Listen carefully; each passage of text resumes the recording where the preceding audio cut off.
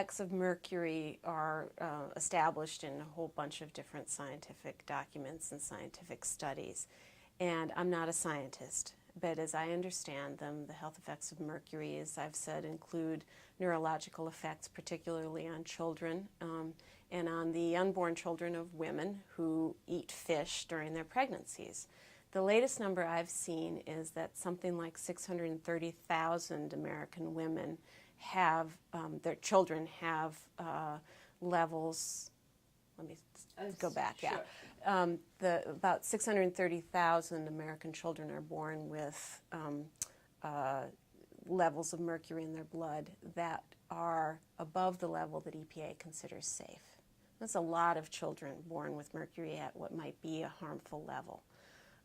One of the approaches of the government to this situation is to say, well, don't eat the fish. And in fact, in most of the states in this country, there are advisories that say, don't eat the fish that contain mercury, or don't eat too much of them. Or there are specific, you might eat one meal every 13 and a half days and then wait again for 27 days. Very, very specific. It takes some amount of sophistication simply to get through those tables. But the bottom line is we're being told not to eat the fish from about a third of the lakes in our country. It's an unbelievable social problem, if you think about it, and social phenomenon.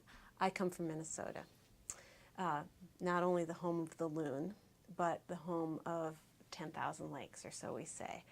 And for me as a Minnesotan, the idea that somebody would tell me, oh, you can catch the fish from the lakes, but just don't eat them. Don't take them home and eat them. Or you can catch the fish from the lakes, but you can have just one meal a month of those fish. That to me is so foreign to the way I grew up and to the way that most people in Minnesota and other states where people fish a lot live. And one of the very subtle and I think troubling changes that is occurring in environmental policy in this country is the idea that we've shifted from saying to the polluter, you should reduce your pollution because the rest of us want to fish. You should reduce your pollution because the rest of us want to be able to go outside and exercise without worrying about whether it's a code red day.